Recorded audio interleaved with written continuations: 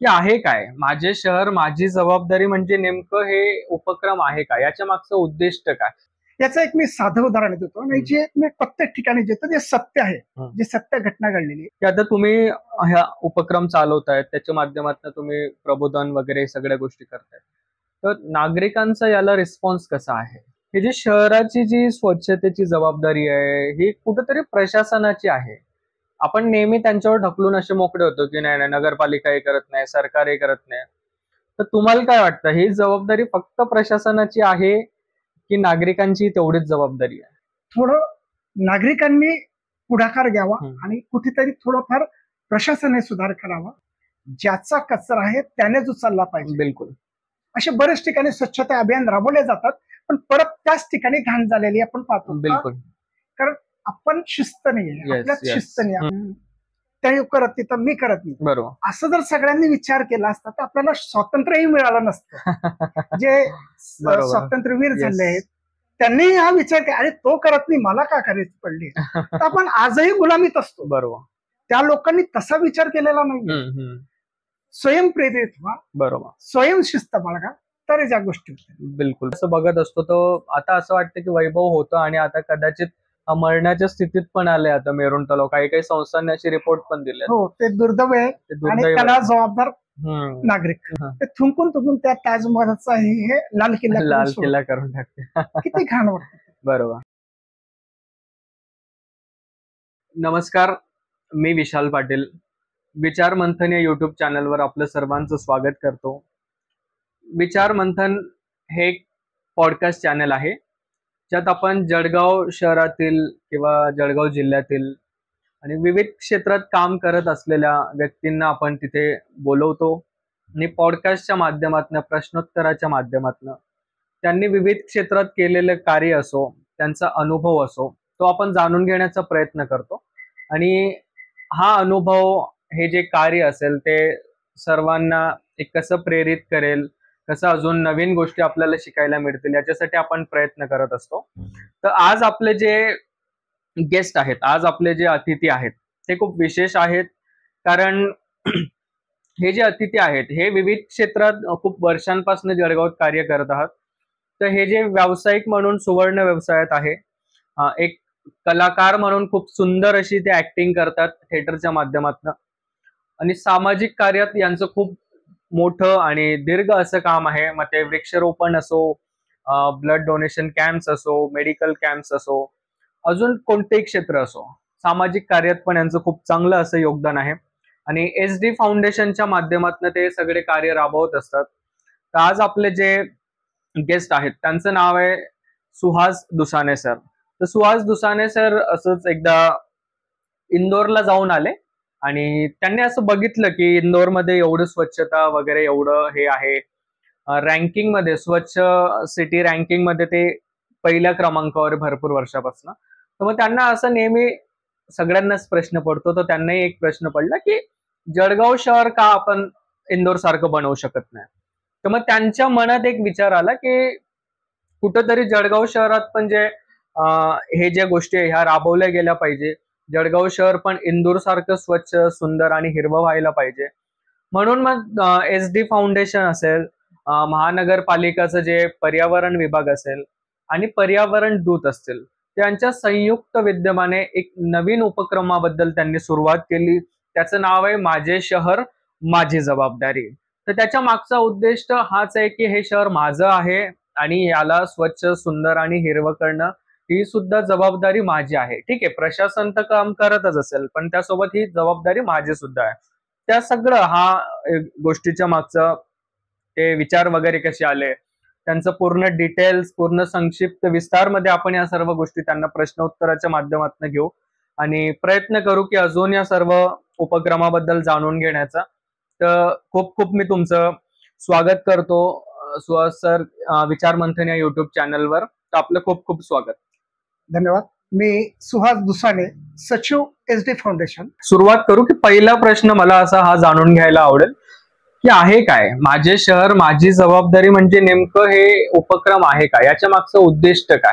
आणि हा विचार तसं तुम्ही सांगितलंच प्रेक्षकांना की इंदोरमध्ये तुम्ही गेले होते वगैरे, जेवढी मी माहिती घेतली. पण तुमच्या शब्दांमध्ये लोकांना, प्रेक्षकांना ऐकायला आवडेल की हे का आहे, कुठून आलं हे सगळं?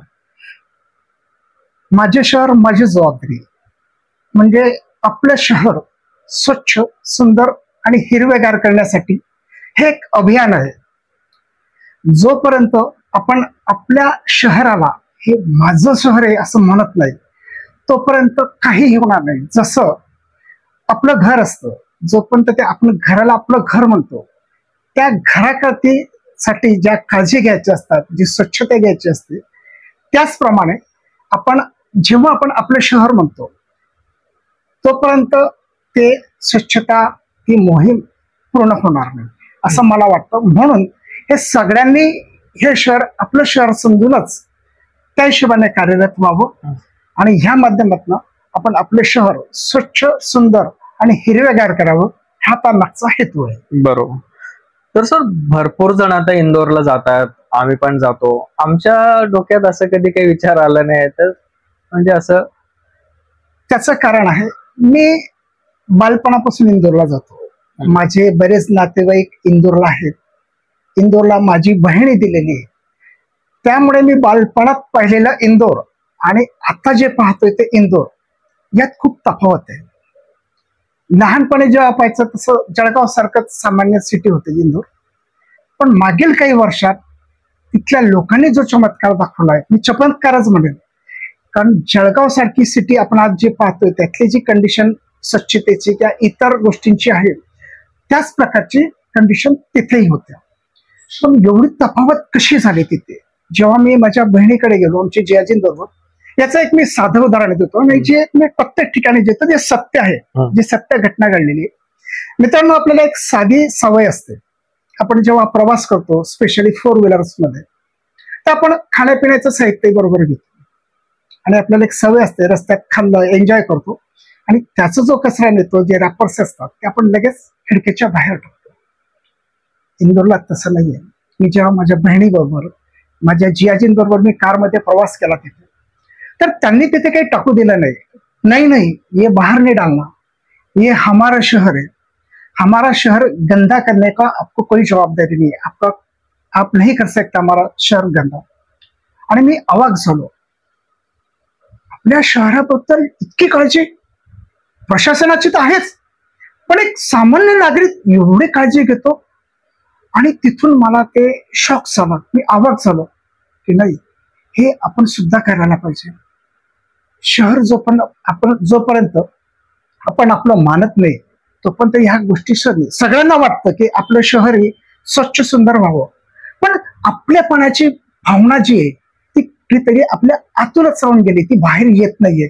आणि म्हणून ह्या ज्या काही त्रुटी आपल्या शहरात जाणवतात, हे फक्त आपुलपणाची भावना नसल्यामुळेच, असं मला व्यक्तिगत वाटतं. बरोबर. म्हणजे तुमचं म्हणणं आहे की हे शहर एक कॉमन जबाबदारी नाही, ती माझी जबाबदारी व्हायला. जसं आपण घराची काळजी घेतो, तसं शहराची काळजी घ्यायलाच पाहिजे. बरोबर. सर, पुढचा प्रश्न मला असं विचारायला आवडेल की आता तुम्ही ह्या उपक्रम चालवतायत, त्याच्या माध्यमातून तुम्ही प्रबोधन वगैरे सगळ्या गोष्टी करतायत, तर नागरिकांचा याला रिस्पॉन्स कसा आहे, जळगावातील नागरिकांचा? हा खूप चांगला प्रश्न आहे. जेव्हा माझे शहर माझी जबाबदारी हे अभियान आम्ही सुरू केलं होतं, त्यावेळेस कोणी नव्हतं, आम्ही एकटेच होतो. आम्ही एकट्याने सुरुवात केली त्या गोष्टी. आणि जवळचे लोक जे ओळखत होते तेही मला बोलायचे की सुहास, तू खूप चांगलं काम करतोयस, पण लक्षात ठेव, तुझ्या बरोबर कोणी येणार नाही, इथे कोणाला काही घेणे देणे नाही शहराशी, तू चांगलं करतोयस. आणि मी त्यांना म्हणायचो की मी एकटा पडला चालेल, मी हारलो चालेल, पण ही लढाई मी लढेलच. कमीत कमी माझ्या मनावर माझं ओझं राहणार नाही की मी माझ्या शहरासाठी काही केलं नाही. आणि ही सुरुवात केली आणि आज धीरे धीरे महानगरपालिका, पर्यावरण दूत, आरोग्य भारती, माननीय कलेक्टर साहेब, उत्तर महाराष्ट्र विद्यापीठ, इंजिनिअरिंग कॉलेज, रोटरी क्लब आणि अशा विविध संस्था ज्यांचे मी आता नाव घेऊ शकलो नाही, असे भरपूर लोक, आता IMA, हे सगळे लोक जुळलेत. यांनाही ते पटतंय, यांच्यातही निश्चित होतं. आणि त्यांना विशेष म्हणजे जे मोहिमेचं नाव आहे माझे शहर माझी जबाबदारी, हे सगळ्यात जास्त आपुलकी वाटतं. बरोबर. आणि त्यामुळे लगेच जुळतायत. आणि अशा प्रकारे आता भरपूर लोक, संस्था जुळल्या आहेत आणि जुळत आहेत. तर तुम्ही असं सांगितलं आता सर्व विविध संस्था त्याच्यासोबत जोडता आहेत. हो. तर मग सर अजून एक प्रश्न जो नेहमी असं वाटतो ना, की लोकांना वाटतं नेहमी म्हणजे प्रत्येक शहरातील असो किंवा एक सामान्य लोकांना हेच वाटतं की ही जी शहराची जी स्वच्छतेची जबाबदारी आहे ही कुठेतरी प्रशासनाची आहे. आपण नेहमी त्यांच्यावर ढकलून असे मोकळे होतो की नाही नाही नगरपालिका हे करत नाही, सरकार हे करत नाही. तर तुम्हाला काय वाटतं ही जबाबदारी फक्त प्रशासनाची आहे की नागरिकांची तेवढीच जबाबदारी आहे? दोघांची सारखी जबाबदारी. जेव्हा आपण माझे शहर माझी जबाबदारी म्हणतो तर ते प्रशासनात काम करतायत ते सुद्धा ह्या शहराचे आहेत. ही जबाबदारी त्यांची सुद्धा आहे आणि एक शहराचे नागरिक म्हणून आपली सुद्धा आहे. कचरा भरपूर ठिकाणी निघतो पण तो कचरा केव्हा होतो जेव्हा तो अयोग्य ठिकाणी पोहोचतो. कचरा कुंड्या आहेत, मी पाहतोय की कचरा गोळा करणाऱ्या ज्या गाड्या आहेत व्हॅन्स आहेत, घंटा गाडी आपण जिला, पण ह्यापरी लोक खूप निष्काळजीपणाने वाटतंय. कुठेही कचरा, मी तर असंही पाहतो बरं ती कचरा कुंडी ठेवलेली आहे ती खाली आहे आणि कचरा आजूबाजूला पडलेला आहे. ही आता प्रशासनाने त्यांचं काम केलंय. प्रशासन काही मला पगार देत नाही कोणत्याच, पण प्रशासन काम करतंय आणि अजून त्यांना काम करण्याची गरज आहे. लोकांना भेटून आम्हाला जे काही प्रतिक्रिया भेटतात हे आम्ही त्यांच्यापर्यंत पोहोचतोय. थोडं नागरिकांनी पुढाकार घ्यावा आणि कुठेतरी थोडंफार प्रशासनाने सुधार करावा. बरोबर. या दोघांच्या माध्यमातून आपलं शहर 100% जर सगळ्यांनी जबाबदारी स्वीकारली तर स्वच्छ सुंदर आणि हिरवेगार होईलच. बरोबर. तर सर आता खूप चांगल्या पद्धतीने तुम्ही सांगितलं की ही जी जबाबदारी आहे फक्त प्रशासनाची नाहीये तर त्यासोबत नागरिकांची पण तेवढीच जबाबदारी आहे. तर दोघांनी मिळून जर कोऑर्डिनेशन मध्ये काम केलं तर आपलं शहर नक्कीच स्वच्छ सुंदर आणि हिरवा होईल. सर पण भरपूरदा आम्ही असं बघतो ना की काही नागरिक म्हणतात की ठीक आहे आम्ही तर स्वच्छता राखतो, आम्ही कचरा घंटा गाडीतच टाकतो, पण काही लोक नाही करत. हा जो माइंडसेट आहे ना, हे जी म्हणजे मनस्थिती आहे लोकांची की माझ्या एकट्याच्या केल्याने काय फरक पडेल, मी तर करून घेतो पण हा समोरचा करत नाही, हा करत नाही, तो करत नाही. तर ह्या भावना तुम्ही कशा हाताळतात? हा त्यांची पळवाट आहे. तो करत नाही म्हणून मीही करायचं नाही असं झालं तर मग सुधारणारच नाही. बरोबर. ही सगळ्यांची जबाबदारी. तुम्ही तुमची जबाबदारी नीट पाहा, बाकीचे धीरे धीरे सुधारतील. एकदम होणार चांगल्या गोष्टींना वेळ लागतो.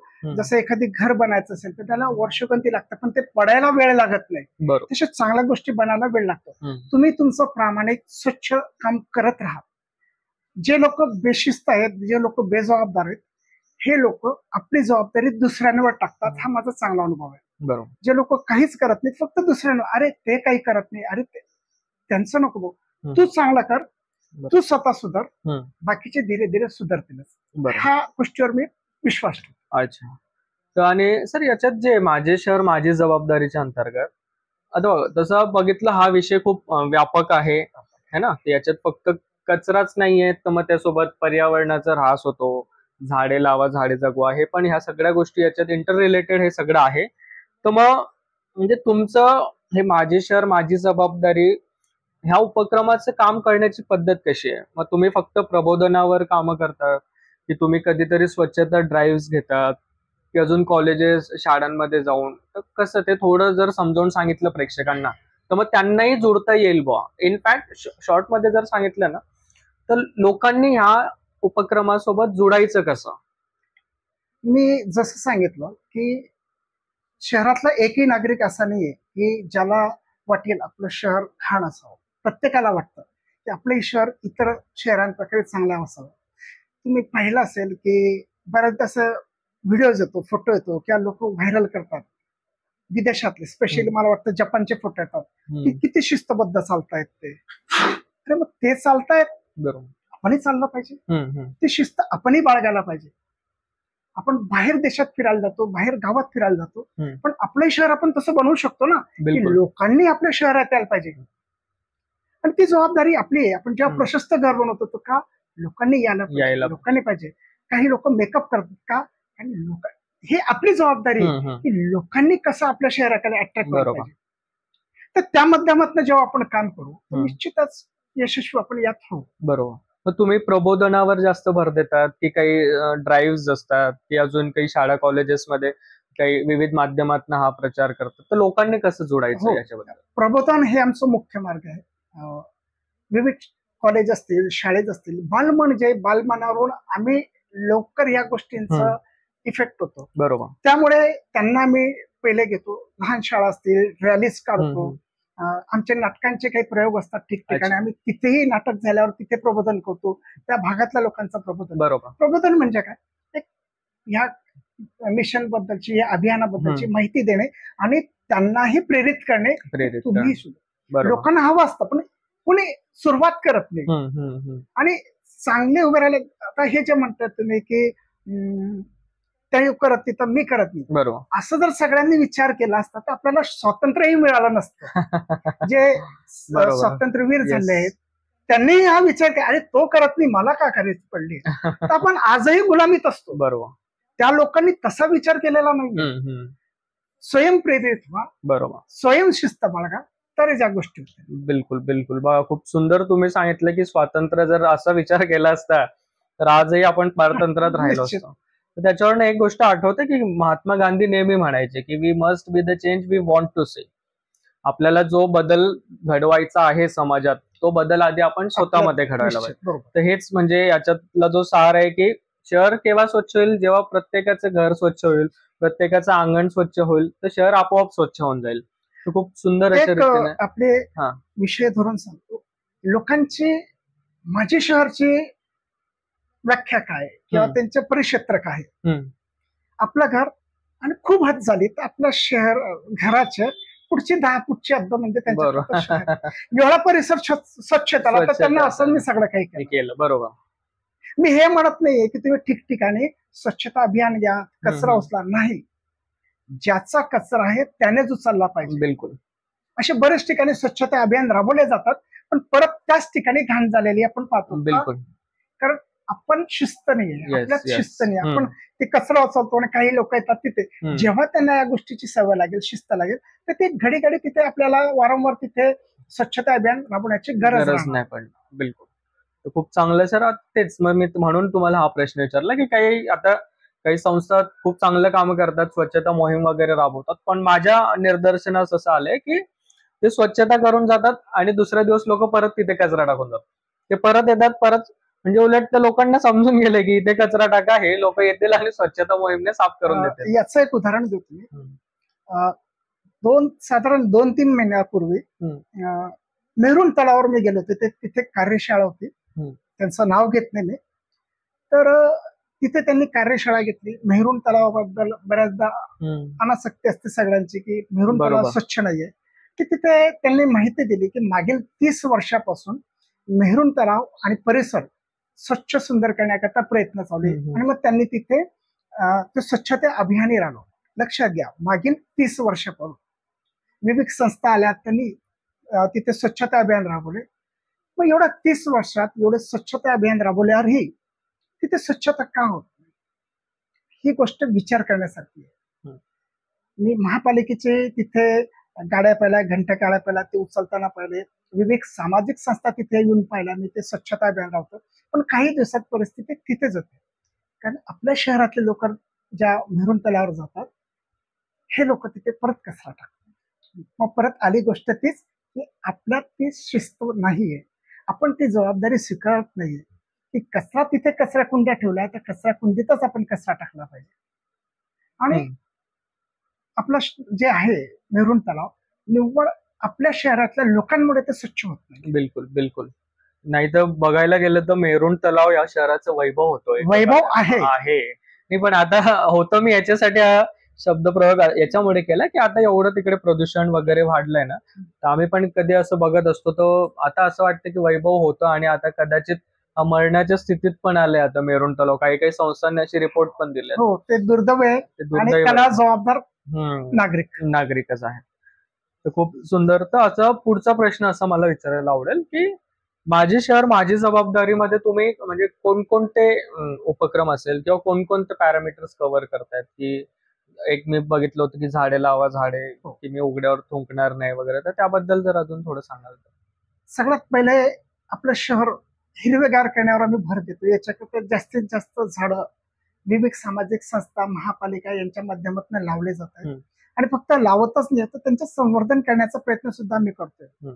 आम्हाला असाही अनुभव येतो, आम्ही बऱ्याच ठिकाणी लहानपर्यंत जेव्हा पाणी द्यायला जातो झाडांना, तर आजूबाजूचे नागरिक फक्त येतात, अरे वा तुम्ही छान काम करता, अरे वा तुम्ही छान करता, पण मदतीला कोणी येत नाही. आम्हाला वाहवाई नकोय, आम्हाला साथ हवी आहे.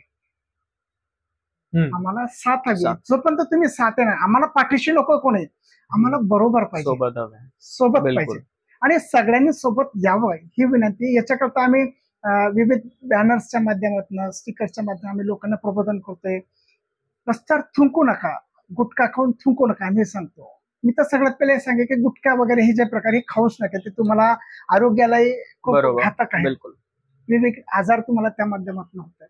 पहिली गोष्ट तर एक तर गुटखा खाऊ नका, व्यसन करू नका, त्याच्यामुळे तुमचं आरोग्य जातंय आणि तुम्ही जे आता स्पिट करतात म्हणजे थुंकतात त्याच्यामुळे दुसऱ्यांचं आरोग्य हे घाण होतं. मी बऱ्याचदा यांच्यावर एक मार्मिक विनोदातनं सांगतो की जसं आपलं ताजमहल आहे, जर तुम्ही स्पर्धा लावा या गुटख्यावाल्यांना तिथे बोलवा, ते थुंकून त्या ताजमहलचा हे लाल किल्ला करून टाकते. किती घाण वाटतं. बरोबर. बऱ्याच ठिकाणी आम्ही पाहतो जिथे लिहिलं असतं ते थुंकू नका, ते तिथे खाली किंवा त्याच्यावर थुंकून जातं. ही विकृती आहे. बिलकुल. आणि झाडं लावा, झाडे जगवा. झाडं आपल्या आरोग्याकरता खूप गरजेचं आहे. झाडांमुळे आपल्याला हिरवळ भेटते, झाडांमुळे टेम्परेचर कमी होतं, झाडांमुळे आपल्याला ऑक्सिजन मिळतो, झाडांमुळे प्रदूषण कमी होतं. खूप काही आहे झाडांपासून आपल्याला, या निसर्गापासून खूप काही आहे, फक्त आपण त्यांचं संगोपन करत नाहीये. बिलकुल. त्यामुळे सगळ्यांना या पॉडकास्टच्या माध्यमातून मी विनंती करतो, आपण जास्तीत जास्त झाडं लावा. विविध जसं उपक्रम असतो, घरात कोणी लहान बाळ झाल्यानंतर 4 झाडं, 8 झाडं, 10 झाडं तुम्हाला जेवढं शक्य होतील तेवढे लावा आणि त्यांचं संगोपन करा. तो दरवर्षी त्याच्या वाढदिवसाला तुम्ही नवीन झाडं लावा, त्याच्याने हिरवळ आरोपात वाढेल. बिलकुल. असे उपक्रम तुम्ही घ्यायला पाहिजे. हो, तर हे नवीन नॉर्मल्स हे सेट व्हायला पाहिजे. हो, की बर्थडे असेल किंवा जन्म झाला तर अननेसेसरी आता लोक आजकालचं नवीन ट्रेंड आहे, बर्थडेला फटाके वगैरे फोडतात, 10-10, 5-5 केक कापतात. ते नवीन नॉर्मल्स असं सेट व्हायला पाहिजे की थोडं झाडं लावायला पाहिजे लोक, हे नॉर्मल वाटायला पाहिजे लोकांना. सर मी एक बघत असतो की असं जळगावात कचरा जाळायचा पण खूप मोठा इश्यू आहे. भरपूर लोक काय करतात की कचरा असं जमा झाला की त्याला पेटवून देतात. याच्याकडे तुम्ही कसं बघतात? नाही, कचरा जाळणं तसा कायद्याने एक गुन्हा आहे, पण त्यापेक्षा त्याचे दुष्परिणाम जास्त आहेत. जाळताना तुम्ही काय जाळतायत बऱ्याच लोकांना हे सुद्धा माहित नसतं. त्यात असणारा प्लास्टिक, त्या बऱ्याच अशा गोष्टी आहेत त्याच्याने इतके हानिकारक वायू गॅसेस त्याच्यातनं निघतात. जे जाळतात त्यांनाही त्रास होतो, भले ते त्यांना लगेच कळत नाही, पण भविष्यात तुम्ही बघा, मी आता बरेच डॉक्टरांशी बोलतो, तर आपल्या शहरात कचरा जाळण्यामुळे, प्रदूषणामुळे सगळ्यात जास्त पेशंट वाढतात ते अस्थमाचे. मित्रांनो, तुम्ही कचरा जाळताय, तुम्हाला असं वाटतं पण कचरा कमी करतोय, पण तुम्ही तुमच्या शरीरातला कचरा वाढवताय त्याच्यात.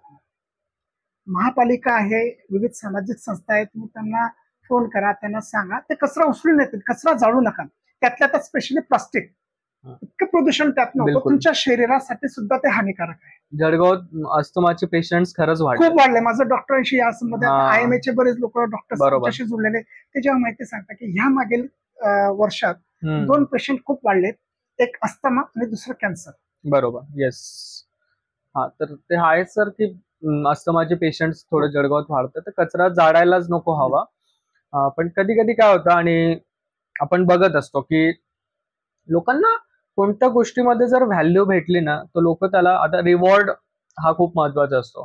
तर तुम्हाला काय वाटतं, म्हणजे आता सुका कचरा आणि बघा ओला कचऱ्याचं कधी कधी आपण कंपोस्टिंग वगैरे करायला पाहिजे, त्याबद्दल तुम्ही काय सांगाल की याला रिवॉर्ड मध्ये कसं काही आपले पुढचे प्लॅन आहेत का? की आम्ही आता लवकरच महापालिकेसोबत मिळून छोटे छोटे कंपोस्टिंगचे युनिट्स असतात, अच्छा, ते देण्यावर भर देतोय. की आपण आपला कचरा स्वतः कंपोस्ट करावा, त्याचं खत बनावं, बरोबर, आणि स्वतः वापरा. यासाठी आमचे आता प्रयत्न चालू आहेत. महापालिकेने त्यांच्या परीने ते कंपोस्टिंगचे युनिट्स लावतायत. म्हणजे ओला कचरा जो घरून निघतो हे भरपूर आता लोकांना कदाचित माहित नाहीये, हे की नाही. तर ओला कचरा जो आहे ना, तो त्याच्याने कंपोस्ट खूप चांगलं तयार होतं. हो. आणि ते कंपोस्ट एवढं चांगलं असतं की काही काही आता मोठमोठ्या शहरांमध्ये लोकांनी त्यांच्यापासून बिझनेसेस पण सेटअप केले. Business. ते ऍज अ फर्टिलायझर म्हणून खूप चांगलं असतं, एक नॅचरल फर्टिलायझर असतं ते. तर ते ओला कचरा आपण घरच्या घरी तसं कंपोस्ट करू शकतो. काही जास्त जागा पण लागत नाही हो, वाटतं त्याला. ते एक म्हण आहे, बंदर क्या जाने अदरक का स्वाद. त्याची आपली परिस्थिती झाली. तो अद्रक किती प्रकारे फायद्याचा हे आपल्याला समजत नाही. बरोबर. आपण ते कंपोस्ट करून किती काय मिळवू शकतो बिलकुल हे बिलकुल ज्ञान आपल्याला नसल्यामुळे आपण ते कचरा म्हणून त्याला फेकून देतो. बिलकुल. तर मग असे छोटे छोटे अपार्टमेंट सोसायटीज म्हणून आपण एक कंपोस्टिंग पिट्स तयार करू शकतो. हो, जसं महापालिकेकडनं रेन वॉटर हार्वेस्टिंग कंपल्सरी केली जाते. बरोबर. मी प्रशासनाला विनंती करेल की ह्या संदर्भातलेही युनिट्स त्यांनी कंपल्सरी करावे प्रत्येक हम्म, अपार्टमेंट एरियामध्ये, की कंपोस्टिंग तुमच्या तिथेच करा, त्यातला कचरा तुम्ही तिथे कंपोस्ट करा, त्याचं खत करा. त्यातलं जे नॉलेज त्यांना लागणारे, माहिती लागणारी, ही महापालिकेने त्यांच्यातर्फे ती पुरवायला पाहिजे. बिलकुल. त्यातलं अवेअरनेस त्यांनी आणावं या येस माध्यमातून. येस. सोप्या गोष्टी आहेत, काही सोप्या एवढा गोष्टी. विषय नाही. आणि जो सुका कचरा असतो तो थोडं प्लास्टिक वेगळं करून रिसायकलला आपण देऊ शकतो. ई वेस्ट असतो ते कुठेतरी रिसायकलला देऊ शकतो आणि त्याचं तर कलेक्शन ते महापालिकेच्या मार्फत होतच. सर, अजून पुढचा प्रश्न मला असं विचारायला आवडेल की बघा, कोणत्याही गोष्टीचं जे म्हणजे ते सक्सेस होईल की नाही, सफल होईल की नाही, हे युवकांचा त्याच्यातल्या सहभागावर खूप महत्वाचं असतं. तर तुम्ही आता मागील काही वर्षांपासून, महिन्यांपासून हा उपक्रम चालवतोय, तर युवकांचा सहभाग कसा आहे याच्यात? युवकांचा सहभाग खूप चांगला वाढत आहे. जे सिनियर कन्सल्ट आहेत, डॉक्टर्स मी सांगितलं, आय एम डॉक्टर म्हटल्यानंतर स्वच्छतेबाबतीत सगळ्यात जास्त माहिती तेच देतात. बरोबर. त्याचे फायदे काय, नुकसान काय ते देतात. पण युवक जे आहेत, स्पेशली आम्ही बालमन जे आहेत, बालमनावर संस्कारांचे परिणाम खूप चांगले होतात. शाळेत जेव्हा आम्ही काही विद्यार्थ्यांना भेटतो, त्यांना प्रबोधन करतो, तर ते इतकी चांगली माहिती देतात की यार, माझ्या कल्पनात मला ही माहिती नव्हती. निसर्गाबद्दल खूप चांगली माहिती देतात. ते त्यांच्या घरांचे संस्कार असतात, त्यांच्या घरातले ते संस्कार त्यांना भेटतात, शाळेतने भेटतात. आणि बालमनांवर चांगले संस्कार रुजले तर पर्यायाने आपलं शहर आणि आपला देशही आपल्याला चांगल्या बरोबर. नागरिकांनी मिळेल, चांगला नागरिकांचा मिळेल या बाबतीत. अच्छा अच्छा. आणि अजून एक प्रश्न असा आहे की बघा, आता मोस्ट ऑफ द जो घरातला जो कचरा होतो ना, तर घरात आपण बघतो की जास्तीत जास्त घरातल्या जे गृहिणीज असतात आणि जी भारतीय परंपरेनुसार आपण जे पुरुष प्रधान समाजात असतो, की जास्त तर फॅमिलीज अशा असतात की पुरुष काम करतात किंवा जॉब वगैरे करतात आणि स्त्री एक गृहिणी म्हणून किंवा घरचं, गृहिणी नसली ते जरी जॉब करत असलं तरी घरचं 90% काम तेच करतात. तर महिलांचा खूप मोठा याच्यात रोल आहे, कचरा होऊच नाही घरात. तर याच्यात महिलांच्या सहभागासाठी काही असं तुमच्याकडनं विशेष केलं आता का? तुम्ही थोड्या वेळापूर्वी मला एक प्रश्न विचारला होता की लोकांचं म्हणणं आहे आम्ही करतोय, दुसरे करत नाही. मला वाटतं मुलींचे, शासकीय मुलींचं ITI आहे, तिथे एक प्रबोधनात मी ही माहिती दिली होती. आई जिजाऊंबद्दल मी माहिती दिली होती. आई जिजाऊंनी छत्रपती शिवाजी महाराजांवर जे संस्कार टाकले, हे प्रत्येक आईचं काम आहे. छत्रपती शिवाजी महाराजांनी त्या वेळेस सुद्धा, त्यांच्या काळात सुद्धा वृक्ष संवर्धनावर खूप मोठा भर दिला होता. अच्छा. ते वृक्ष तोडू देत नव्हते किंवा त्यांचं संवर्धन कसं करायचं यावरही ते भर द्यायचे. आई जिजाऊंकडनं आपल्याला खूप काही शिकण्यासारखं आहे. बिलकुल. प्रत्येक बहिणी, प्रत्येक माता आई जिजाऊप्रमाणे, राणी लक्ष्मीबाईप्रमाणे काम करू शकते. फक्त त्यांनी थोड्या त्यांच्या मर्यादा ओलांडाव्या. त्यांनी जे आखून घेतलेलं आहे, मी माझा निगेटिव्ह अर्थ नाही त्या सांगणार, बरोबर, पण त्यांच्यात ती खूप क्षमता आहे. महिलांनी या बाबतीत सगळ्यात पुढे यावं, कारण आमच्यापेक्षा चांगलं स्वच्छता त्या करतात. बिलकुल बिलकुल. मग त्यासाठी की म्हणजे महिलांचा सहभाग कसा आहे? हो, महिला बचत गट असतील, आम्ही विविध ज्या भागात जातो तिथल्या महिला शिक्षक आहेत, अच्छा, महिला डॉक्टर्स आहेत, ह्या पुढाकार घेत आहेत. आता या सगळ्या बाबतीत पुढाकार घेत आहेत. त्याचं एक महत्वाचं आहे, शहर जे आपलं म्हणजे ते महिलांचं जे एक आहे, माझं घर एवढं, ते माझं घर त्यांना माझ्या शहर एवढं करून दिलेलं आहे.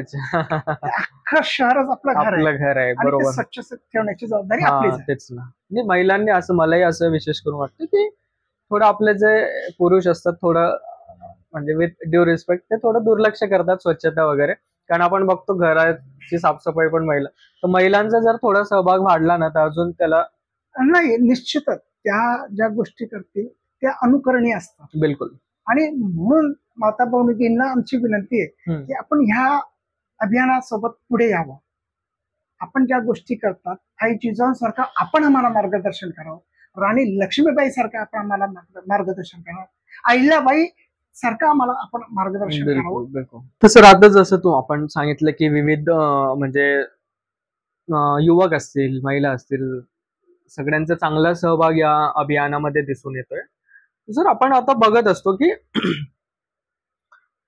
कोणतेही अभियान आपण जेव्हा चालवत असतो तर कोणतीच गोष्टी सोपं नसते, आणि ज्या चांगल्या गोष्टी असतात त्यांना तर अजून जास्त अडथळे येतात. तर याच्यात तुम्हाला काही अडथळे आलेत का, की काय म्हणजे आजपर्यंतचं तुमचं हे अभियानाबद्दल मध्ये काही अडथळे आलेत का याला म्हणजे? नाही, अडथळे खूप कमी, नगण्य प्रमाणात. याला मला पॉझिटिव्ह रिस्पॉन्सच चांगला मिळतोय. अच्छा. म्हणजे मी 100 लोकांना जे भेटतो त्यातले 99 लोक यात जुळत आहेत. एखादी बेजबाबदार व्यक्तीच आहेत जी निगेटिव्ह गोष्ट करतात, पण त्यातही जे निगेटिव्ह लोक भेटले त्यातले 99% लोक आम्ही त्यांना पॉझिटिव्ह करून आमच्या अभियानाबरोबर असते करतायत. त्यांचंही म्हणणं होतं ते करत नाही, हा करत नाही, मी कशा करू, हे जे तुम्ही प्रश्न देत अशा लोकांनी आम्हाला प्रश्न भरपूर विचारले.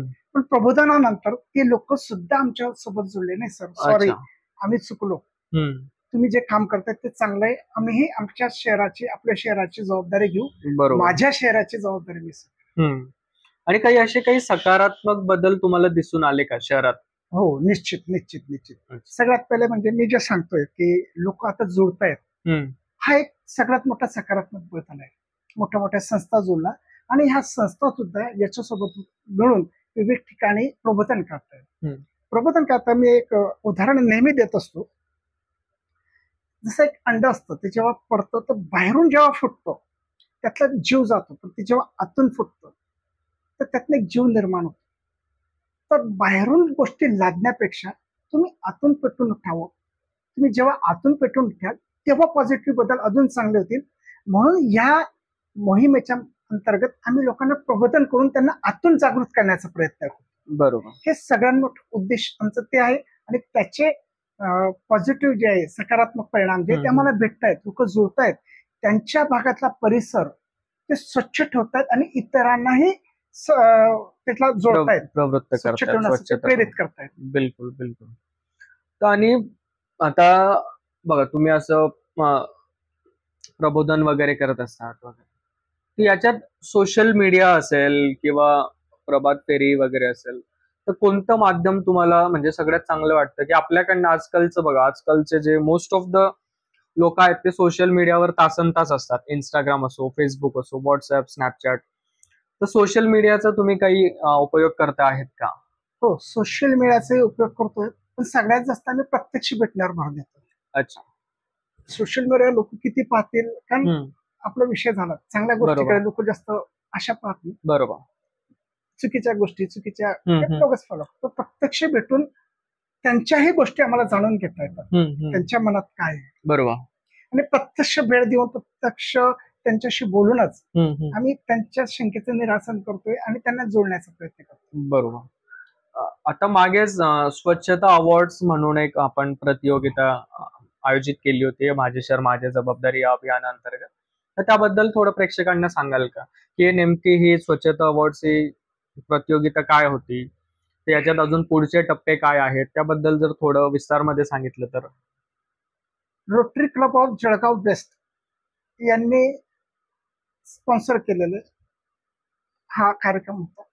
त्याच्यात जळगाव शहर महानगरपालिका, आरोग्य भारती, SD फाउंडेशन यांनी आयोजन त्याचं केलं होतं.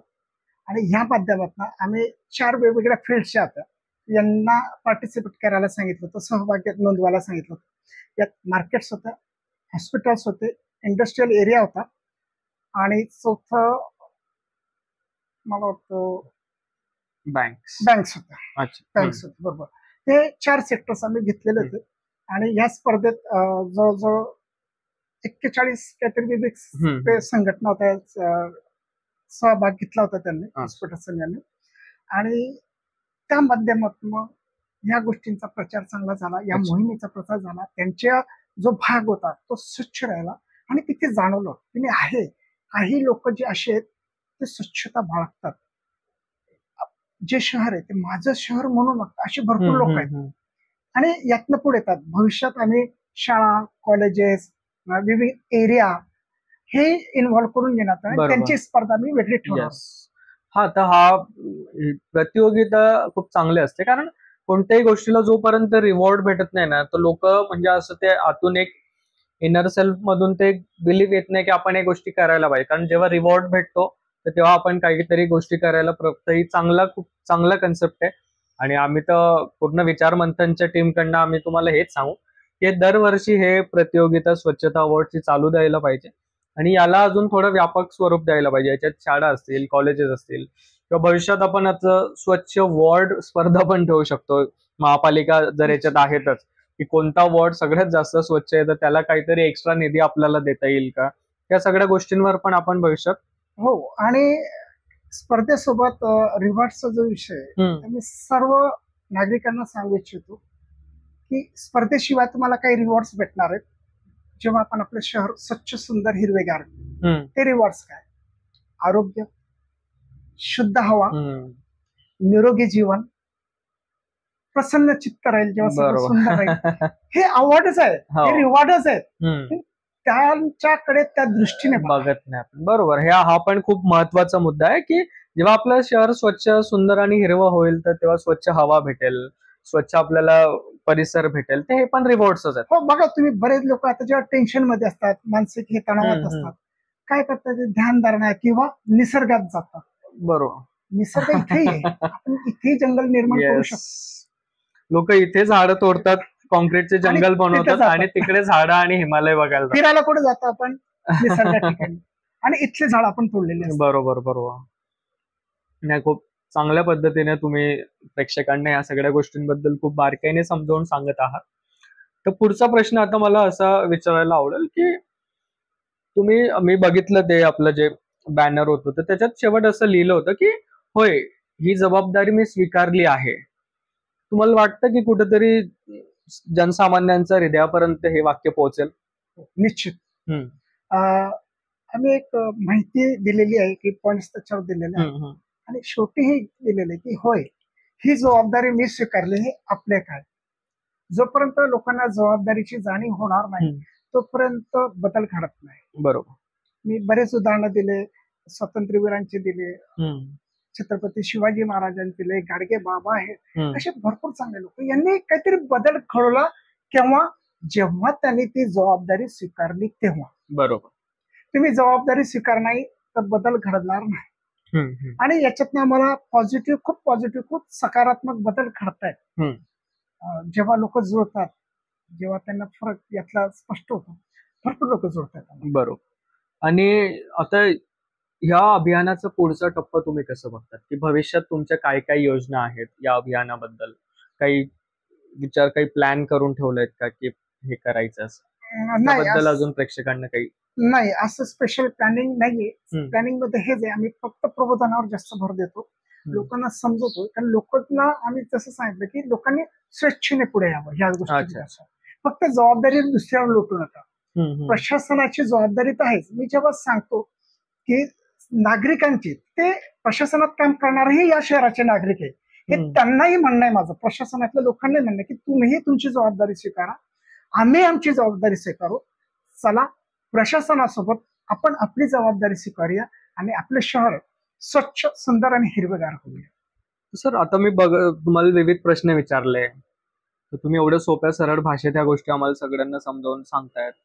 तर आता मी पण जेव्हा कधीतरी पेपरमध्ये वगैरे वाचत असतो किंवा काही डॉक्टरांशी, काही इंजिनियर्स वगैरे यांच्याशी बोलत असतो, तर लोक असे खूप मोठे मोठे आकडे सांगतात. IPCCचा रिपोर्ट आहे की 2050 पर्यंत एवढे शहर पाण्यात चालले जातील, प्लस याचा रिपोर्ट आहे, त्याचा रिपोर्ट आहे की भारतातली एवढे शहर प्रदूषित आहेत, एवढी हवा खराब आहे. तर हे तुम्ही असं एवढ्या साध्या भाषेत कसं समजावून सांगतात लोकांना? दुर्दैवाने कोणी आजारी पडलं, काही रिपोर्ट काढले, 99% लोकांना तो रिपोर्ट समजत नाही. नेमकं आहे काय त्याच्यात, ते शब्द काय, ते भाषा काय, बरोबर नाही समजत लोकांना. तर फक्त जे त्यातले मेडिकल सेक्टरचे लोक फक्त त्यांनाच समजत, बाकी लोकांना काहीही समजत नाही. तसं इथे 99% लोकांना काहीच समजत नाही. त्यांना त्यांच्या सरळ साध्या सोप्या भाषेत सांगत इंडेक्स काय आहे, इंडेक्स मध्ये एवढं खाली गेलं बरोबर. आपलं हे येस. नाही समजत नाही लोकांना. समजत. त्यांना आपल्या जे साध्या सोप्या भाषेत आहे ते समजवलं होतं तो लवकर समजतं. आणि म्हणून या साध्या सोपेपणामुळेच आम्हाला या अभियानात सगळे लोक जुळत आहेत किंवा इझिली समजतं आपल्याला करायचं काय, बरोबर याचे बरोबर. तोटे काय आणि याचे फायदे काय साध्या सोप्या भाषेत समजवल्यामुळे लोकांना ते समजतंय आणि लोक जुळत आहेत. ते मोठे मोठे आकडे सांगून अरे हे काय सांगितलं, अरे बरोबर. नाही जाऊ दे, आपल्या डोक्याच्या बाहेरचं आहे ते. आणि म्हणून तिथे लोक जोडत नाहीये. बरोबर. पण साध्या सोप्या भाषेत सांगितल्यानंतर लोक इझिली समजतात त्यांना आणि ते इझिली जुळतायत आम्हाला. बरोबर. म्हणजे या सर्व गोष्टींचा त्यांच्या आयुष्यावर पण कसं परिणाम होणार आहे हे तुम्ही हो, हो. समजावून सांगत असाल. आणि ठीक आहे, भरपूर मोठमोठे रिपोर्ट्स असतात, पण ऍक्च्युली लोकांना समजायला महत्वाचं आहे की जोपर्यंत लोकांना त्याचं हे समजत नाही ना तोपर्यंत लोक त्यांचं महत्व त्यांना त्यांच्या भाषेत सांगावं लागेल. बिलकुल. आता एखाद्या रिपोर्ट असं सांगितलं तुम्हाला हे आजार झाला आहे, त्यांचे ते तुम्ही डॉक्टरांची बघा भाषा वेगळी असते, टर्मिनॉलॉजीज असतात. येस. अरे काय झालं, मला तो घाबरतो, अरे हे काय झालं आता. पण त्याला काही नाही रे, साधा ताप येतो आणि तापाची गोळी घे, बरोबर, लगेच सांगतो व्हायरल आहे, लगेच सांगतो. पण ते व्हायरलचं दुसरे काहीतरी नाव असतं. बरोबर बरोबर. मग ते नाही समजत त्यांना. त्यामुळे लोकांना समजेल त्या भाषेत सांगावं लागतं. म्हणून प्रबोधन खूप गरजेचं आहे, साध्या सोप्या सरळ भाषेत. नाही चालेल, खूप चांगलं. आणि आम्हाला पण तुम्ही एवढं साध्या भाषेत समजावून सांगतायत, प्रेक्षकांना एवढं साध्या भाषेत, याचं खूप वेगळं महत्व असतं. सर आता भरपूर प्रश्नांचे तुम्ही उत्तर दिलं, सगळ्या गोष्टी समजावून सांगितलं. एक जळगावकर म्हणून माझी जीवनशैली कशी असायला पाहिजे, की माझ्या दिनचर्या मी काय काय गोष्टींकडे लक्ष द्यायला पाहिजे, की न कळत म्हणा या अभियानात म्हणजे माझा सहभाग पण होऊन जाईल आणि एक स्वच्छ सुंदर हिरवं जळगाव आपण आपल्यासाठी पण आणि येणाऱ्या पुढच्या पिढीसाठी पण देऊ शकू, याच्यासाठी मी कोणकोणत्या गोष्टींवर लक्ष द्यायला पाहिजे? जळगावकर म्हटलं आणि आपली दिनचर्या म्हटली म्हणजे सुरुवात होते सकाळपासून. बरेच लोक मॉर्निंग वॉकला जातात, जे जात नसतील त्यांनी जावं. जाताना एक बाटली पाणी घेऊन जा. कोणता तरी एक झाड तुम्ही दत्तक घ्या, त्या झाडाची सेवा करा, त्याला पाणी द्या. सुरुवात इथून करा, एका झाडापासून सुरुवात करा. शक्य असेल तर 2-4 तुम्हाला जेवढं शक्य त्यांना पाणी द्या. स्पेशली उन्हाळ्यात तुम्ही बाजारात जातात, कपडे पिशवीचा वापर करा, प्लास्टिक पिशव्यांचा वापर करू नका. प्लास्टिक जे आहेत वन टाइम यूज प्लास्टिक आहे ते खूप घातक आहे, त्याच्यामुळे कचऱ्याचं प्रमाण खूप वाढतंय. आज नद्या नाल्या ज्या चोकअप होत आहेत त्याच्यात सगळ्यात मोठा सहभाग जो आहे तो या प्लास्टिक पिशव्यांचा आहे, सिंगल यूज प्लास्टिक. जिथे जिथे शक्य आहे तिथे प्लास्टिकचा वापर कमी करा. तुम्हीही प्लास्टिकच्या थैलीत भाजी घेऊ नका किंवा इतर गोष्टी घेऊ नका आणि इतरांनाही प्रेरित करा. ते बिचारे गरीब, त्यांना वस्तू विकायची असते, ते तुमच्याकरता त्या सगळ्या गोष्टींकरता तयार होतात, पण तुम्ही सवय लावा. प्लास्टिकची थैली वापरू नका. आपल्या खिशात नेहमी कपडे पिशवी ठेवा आणि लोकांनाही कपडे पिशवी ठेवण्यास सांगा. झाडं लावा, झाडं जगवा. गुटखा खाऊच नका आणि खात असाल तर डस्टबिन मध्येच टाका. कुठेही घाण होईल, कुठेही विभत्स दिसेल असं ठिकाणी थुंकू नका. कचरा काही रॅपर्स निघालेत, काही निघाले तर ते इतरत्र कुठे फेकू नका, खिशात ठेवा. जिथे डस्टबिन येईल त्या डस्टबिन मध्ये, त्या डस्टबिनच्या आत टाका, बाहेर टाकू नका, आतमध्येच टाका. जोपर्यंत तो कचरा डस्टबिन मध्ये तोपर्यंत ठीक आहे, पण बाहेर कचरा पसरला की आपल्याला त्रासदायक होतो, आपल्यालाही घाण वाटतं नंतर आणि आपण म्हणतो अरे काय घाण केली. तर कचरा डस्टबिन मध्येच टाका. झाडे लावा, झाडे वाढवा, झाडे जगवा आणि आपलं शहर कशा प्रकारे आपल्याला स्वच्छ सुंदर करता येईल याच्यावर भर द्या. या अभियानाची माहिती आपण जास्तीत जास्त लोकांना सांगा आणि त्यांनाही अभियानासोबत घ्या. तुम्हीही प्रबोधनकार व्हा आपल्या शहरासाठी आणि आपलं शहर स्वच्छ करा, सुंदर करा, हिरवेगार करा. बरोबर. सरांनी खूप चांगल्या पद्धतीने सांगितलं की एक जळगावकर म्हणून किंवा एक देशाचा नागरिक म्हणून आपले मूलभूत काहीतरी कर्तव्य असतात की ते आपल्याला निभवायलाच पाहिजे, की कचरा करायला नाही पाहिजे, थुंकायला नको पाहिजे, कुठेतरी झाडं जेवढं पाणी टाकतील पाणी टाकायला पाहिजे, कापडी पिशवी आपण वापरायला पाहिजे, अवॉइड करायला पाहिजे की ते प्लास्टिकच्या बॉटल्स आपण घेणंच थोडं अवॉइड, की घरून आपण एक स्टीलची बॉटल घेऊन जाऊ शकतो. या बेसिक गोष्टी आहेत की जो सिव्हिक सेन्स आहे ना भारतात तो थोडा कुठेतरी प्रॉब्लेम असतो की लोकांना म्हणजे पब्लिक प्रॉपर्टी, पब्लिक प्लेसेसवर जे थोडं म्हणजे वागायचे, ज्या लोकांना असं आतून वाटायला पाहिजे की नाही नाही, हे माझं शहर आहे, हा माझा देश आहे, की याला जर मी खराब करेल तर माझंच नुकसान आहे. हे जोपर्यंत लोकांना वाटत नाही ना, तर तोपर्यंत ह्या सगळ्या आणि गोष्टी. म्हणून आम्ही सांगतो, माझे शहर माझी जबाबदारी, बिलकुल. माझं घर माझी जबाबदारी. याच्या अंतर्गत आमचा हाही विचार चालू आहे की माझा भाग माझी जबाबदारी, माझे शहर माझ्या अभियानाच्या अंतर्गतच हे चालणार आहे. माझा भाग माझा प्रभाग माझी जबाबदारी. बिलकुल.